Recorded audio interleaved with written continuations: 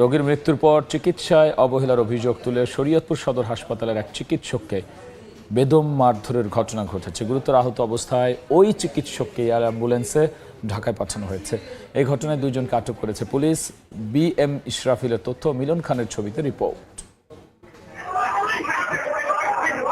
সিসিটিভির ফুটেজে দেখা যায় শুক্রবার দিবাগত রাত 1:15টার দিকে শরীয়তপুর সদর হাসপাতালের ইমার্জেন্সি অবজারভেশন ওয়ার্ড থেকে চিকিৎসককে মারতে মারতে বের করে আনছেন কয়েকজন।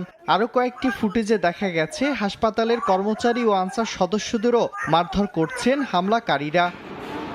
মারধরে গুরুতর আহত হন মেডিকেল অফিসার নাসির ইসলাম। এছাড়াও আহত হন অফিস সহায়ক ইস্কান্দার শেখ সহ 5 আনসার সদস্য।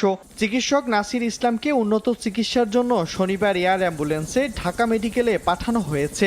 গ্লাসগুলো এগুলো ভেঙে সারের টেনে হেসড়ে বের করে তার সারের উপযুক্ত পরিমাণ তারে টর্চারিং করে এবং মারে। মেডিকেল বোর্ড করে তার রাত থেকে ট্রিটমেন্ট আমরা শুরু করেছি। পেশেন্টের অবস্থা স্টেবল করে আমরা এয়ার অ্যাম্বুলেন্সে এখন ঢাকায় পাঠানোর উন্নত চিকিৎসার জন্য ঢাকায় পাঠাচ্ছে। হাসপাতাল সূত্রে জানা গেছে, পৌরসভার উত্তর বিলাসখান এলাকার লালমিয়া কাজী হৃদরোগে আক্রান্ত হয়ে হাসপাতালে ভর্তি হন। পরে চিকিৎসাধীন অবস্থায় তাকে মৃত ঘোষণা করা হয়।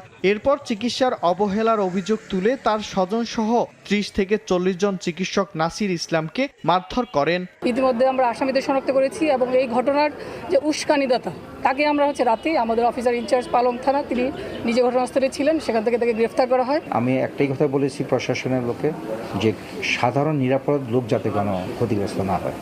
যেহেতু আপনাদের এখানে ভিডিও ফুটেজ আছে, সেই ভিডিও ফুটেজ থেকে যারা এটার সাথে সম্পৃক্ত অবশ্যই তাদেরকে আইনের আওতায় আনে। এ ঘটনায় সোলাইমান কাজী ও জসিমউদ্দিন নামে 2 জনকে আটক করেছে পুলিশ। সময় সংবাদ, শরীয়তপুর।